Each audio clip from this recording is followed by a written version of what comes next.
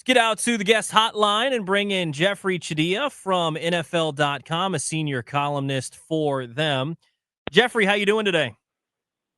I'm doing well. How you guys doing? We're good, man. Can't complain. Doing Can't well. complain. You recently wrote an article talking about not to overreact to some things. One of the things you mentioned in there is Washington's offense coming down off the plateau a little bit. What do you make of the last couple of games for their offense? Well, they've played a couple pretty good teams, and Steelers and Eagles. Eagles are playing better defense. The Steelers have an elite defense. The quarterback, you never know how much the rib injury he had a few weeks ago still affects him. They're not running the football as well. But, they still have some easy opponents coming up here. I think these things happen when you have a young quarterback. Teams begin to adjust you a little bit, but I'm still very impressed by what they've done. They seem to have a lot of good vibes around them. And the quarterback is still a blossoming superstar. So I know it hadn't been easy, but that's the NFL. Jeff, like one thing for me, I look at this thing coming into this year, I was thinking, okay, we got a rebuild going on. And then midway through the season, you notice that they're playing a little better. But I still haven't lost sight of they have a rebuild going on. And I don't know what people thought that they were going to have a year where nobody ever struggles when you have 35 new players on the team. So I'm kind of where you are with your article. Like, relax just a little bit. Yeah, you're way ahead of schedule. Usually these things. Look at the Indianapolis Colts right now, what they're going through with their quarterback situation, or the Jets. You talk about teams that invest in young quarterbacks. Chicago Bears, you just saw them a little bit ago, and it doesn't go that well, and you're not winning games, and it gets frustrating. I think people forget that they still need a few more weapons on the outside for Jaden Daniels. Like you said, they've got a lot of veterans they brought in here. They're trying to get acclimated to the system. They still have a lot of money to spend. Like, whatever problems they have right now are fixable. Like, when you're the Jacksonville Jaguars, you don't have fixable problems. Mm-hmm. The Dallas Cowboys don't have fixable problems. So, I mean, you're in pretty good shape right now in Washington. Everybody talks about this Cliff Kingsbury second half regression and what's happened in his time at Texas Tech. You go back to Arizona.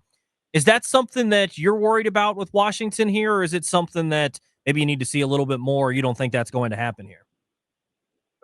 I think it'll happen a little bit because you bring in a guy like Cliff Kingsbury because he runs the type of offense that young players can succeed in early. And so I think there's two schools of thought when it comes to developing quarterbacks in the NFL. You take a guy, you put him into a system, and you try to get him up to speed, or you take a guy and you see what he does well, and you try to find a way to build a system around his skill sets. And when you do the latter, which is what I think they did in Washington, it helps the kid play well early because he can get comfortable.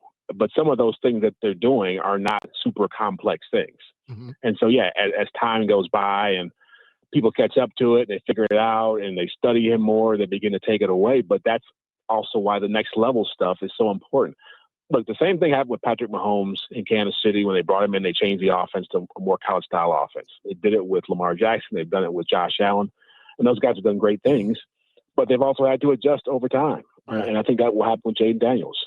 Do you think the quarterback can be the key to that as well, where he could take on more? Because I hear Cliff talk, he talks about his offense, but he says now he has other people to bounce things off of, and there are other influences on his offense. It's not necessarily what he used to run. Can that help him a little bit? Yep. Oh, yeah, I agree with that. I agree. Coaches grow, too. I mean, I specifically brought up Andy Reid because if you watch his offense in Philadelphia and you watch what he runs in Washington, it's totally different. And even when he had Alex Smith as his quarterback, he was going and trying to get guys in who ran the pistol and looking at college and high school plays to try to find different things. I mean, you play, Brian, it's like offensive football is way different now than it was 20, 30 years ago. And it used to be you had the college offenses and you had the pro offense, and it was totally different. Now they're the same. Now they're the same. And all these concepts are being kind of muddled. So I think, if you're not open to different ideas, Sean Payton is doing the same thing with Bo Nix in Denver. Mm-hmm. You have to be flexible. Yeah, I know exactly what you're saying about that offense in Philly because I had to learn it. I was the emergency quarterback. That's how different it was back then. You had Exactly. 3 quarterbacks wrestling on the game day. Oh, yeah. And emergency guy. Yeah. There you go. Talking with Jeffri Chadiha, senior NFL columnist for NFL.com. The Commanders right now sit at 7-4. You've got 3 teams right behind them: the Niners, the Seahawks, the Rams, all at 5-5. Also, all in the same division, vying for that final wild card spot in the NFC. What do you think that the Commanders need to get to? Is it just to simply get to 10 wins and they'll find themselves in the playoffs? Or do you think they need to get to 11 wins? Oh, I think 10 wins gets you in safely. I think there's going to be a 9-8 team. I don't think there'll be multiple 9-8 teams. And the thing about the NFC West is that those teams are going to cannibalize each other. And it's tough to be where the 49ers are right now because you're in the same boat as the Seahawks and the Rams. I think the Cardinals are going to win that division for one thing, but I think there's not enough room for a team that's going to be just above average to get in. But I have a lot of faith looking at the Commanders' schedule. Like I said, at least 2 or 3 more winnable games. They're still going to see Dallas at some point down the road here. And so, yeah, I think they'll get to 10 wins easily. I think the Commanders, the Vikings, and the Packers have the inside track on the wild cards. And if somebody can come out of the NFC West, that would be a surprise for me. You said 10-7 could make it. 10-7 would be great because if they go 11, I got to wear a damn tutu. So I don't know about that. Okay, you got some side bets going on that we don't really find out about, huh? Yeah. Okay. When they were saying 6 games, you put some strange. You take any bet somebody thought, yeah, I'll do that, and then you go, oh Lord, they're close. Yeah. So this is a win-lose situation for you, right? It's like if they get 10, it's crazy. You lose, and they get to 11. Okay. Well, and how real of a chance? Let's just assume that they're able to get to that 10, 11 win mark. Hopefully 11 for BMitch's sake. But let's assume that they can get into the playoffs. How real of a threat do you think they can be? I think they can beat some of these other teams, but you're looking at a Philly. I think they can be competitive with them, assuming they play better than they did on Thursday. But are they like a real team that can beat the Lions? How real would you view them as a contender if they get into the NFC playoffs? Well, I think anybody but the Lions they can compete with because you're talking about a lot of teams that have up and down quarterback play, right? I mean, the Eagles, Jalen Hurts can have some tough days there, turn the ball over. Sam Darnold has done that in Minnesota. Jordan Love has had, I think, more interceptions than anybody right now, I think, in Green Bay. And really, like the NFC West, I mean, quietly, Kyler Murray's been playing some of the best football in the NFC that no one's talking about. He only has 3 interceptions, and he's been managing the game well. But there's nobody. I think if Jane Daniels is on his game, and really the running the football is the key thing for me. Yes. I mean, that's the difference in their offense that I see is that they're not running the football as effectively as they were earlier in the year. And so they get back to doing that. It's going to take some pressure off him. It's going to open up some things and make things easier for the defense. So that's the bigger thing, getting back to that level of play with the run game. When you look at offenses that when they run it, they predominantly have one running back in. When they pass it, they have another. Wouldn't it help if you throw the ball and run it with the same guy because then they can't read it then? Yeah, you're getting real old school with it, man. It's like, I noticed it would make a lot more sense. Yeah, because I think Brian Robinson can run, but the dude Shawnee has good hands too. He does. I would throw him some pass. I would fake it, let him run through the line, hook up, hit it. Because when he turns around, not many DBs want to hit him one-on-one. Yeah, and I agree with that totally. And it's a big reason why I've been so impressed with what Philadelphia is. To mention the offense, you look at what Josh Jacobs has meant to the Packers offense. There are some teams like Bijan Robinson with Atlanta. There are teams that are doing that. And I agree with that. I'd rather have a two-way threat and make it more difficult on the defense to not get a beat on what you're doing. So, but again, these are first world problems we're dealing with in Washington now, as opposed to, hey, what we're picking at in the top 10 next year. Exactly right. Talking with Jeffri Chadiha, senior columnist for NFL.com. Let's take a look around the NFL. We'll start with the news today. What do you make of the Jets firing their general manager, Joe Douglas? I'm surprised it took that long for it to happen. I think once they got rid of Robert Saleh, you had to figure everybody was on notice. And when you try to go for a home run in Aaron Rodgers and you're sitting there under 500 and, the coach didn't work out, it's only a matter of time before the GM goes. And look, there's a lot to be said for good ownership and what that means. Mm-hmm. And you guys are seeing that in Washington right now as well. Like, Woody Johnson it's gone through a lot of coaches, a lot of GMs, a lot of quarterbacks, and at some point you got to figure out how to get the right team in there and how to make it work. That is going to have to. It's not going to be a rebuild because they've got a lot of young talent there still, but I imagine they're not trying to have anybody around who wants to bring Aaron Rodgers back next season. So that makes a lot of sense to me. Well, is Woody going anywhere? Because he seemed to be the one to give Aaron all the authority. Yeah, he's going back to England. I think he's going to go back and be the ambassador. That's where he was when they brought in Aaron Rodgers. He was out of the country.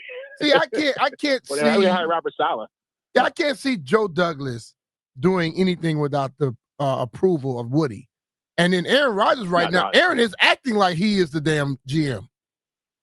Yeah, and we saw how that worked out before in Green Bay. Like they'd be crazy. And look, I don't know where Woody Johnson's head is at on this stuff, but I think they should have seen enough by now to know what they've been trying to do with Aaron Rodgers is not going to work out. And if you start going too far down this rabbit hole of trying to, pull a rabbit out of a hat with an aging quarterback who's not playing well and needs all these things that make it work, then you're compromising your future.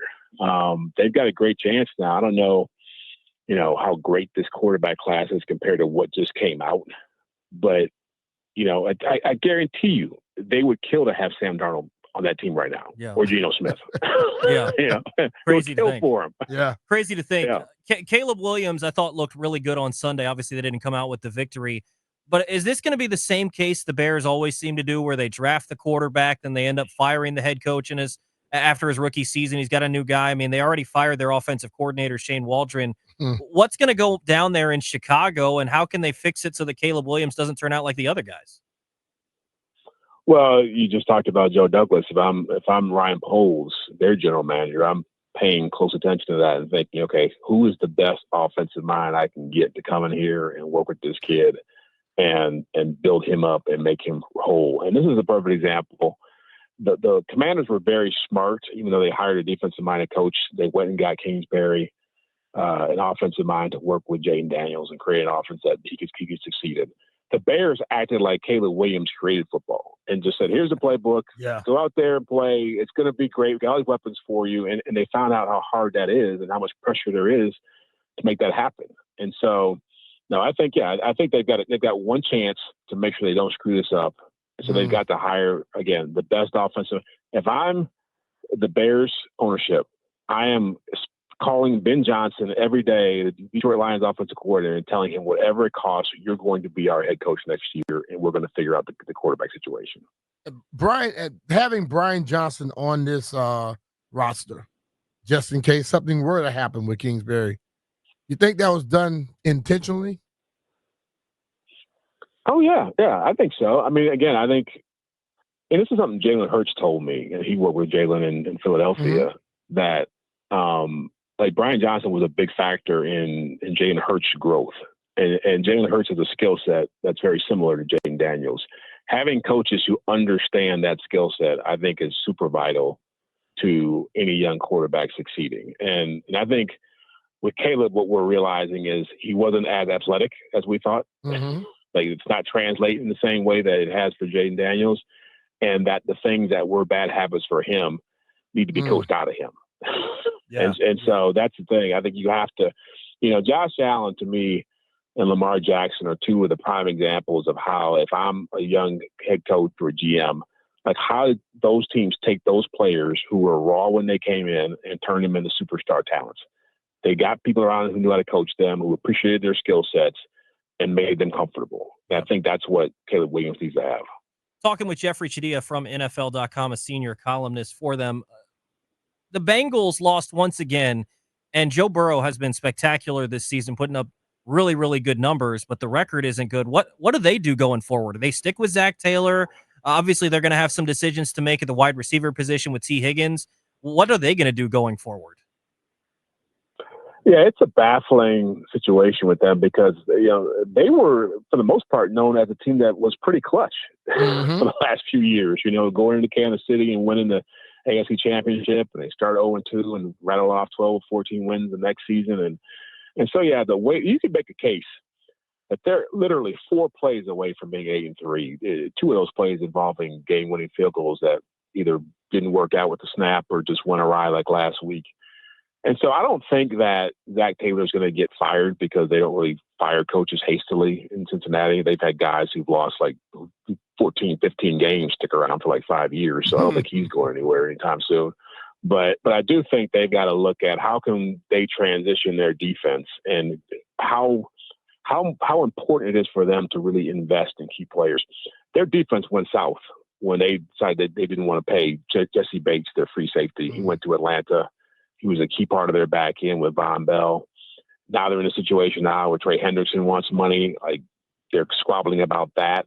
You know, he's leading the league in sacks. I think he's earned a raise. And, you know, T. Higgins, I understand that because you're going to have to pay Jamar Chase a boatload of money. But again, going back to looking at, I think with the Ravens, the Bills, the Chiefs, like they found a way to really transition once the quarterback's getting paid a lot of money to find young players to come in, to plug in, and they're going to have to do that, you know, to help the DC out, Lou Anarumo, because there's still talent there. I mean, if the Bengals were winning, Joe Burrow would be the MVP. Like his numbers are crazy. But they got to find a way to make that roster work with the financial constraints that they're dealing with now. Yeah, those constraints have been there for years, though, with them. And talk about ownership, and it's in the league now where self-imposed. Oh yes, totally. Last one for you here. We talked about the Lions being kind of the top dog in the NFC. Who would you say is the top dog in the AFC right now? You know, it's the Chiefs are still the scariest team because they've won 2 championships in a row. But Buffalo, to me, is the best team in the AFC right now, just because of the way they won that game. And you know, when you're talking about Josh Allen going against that team without Dalton Kincaid, without Keon Coleman, and they're putting 30 up on them, and they're out rushing them. Their time possession is almost 10 minutes longer. They're 100 more yards of offense.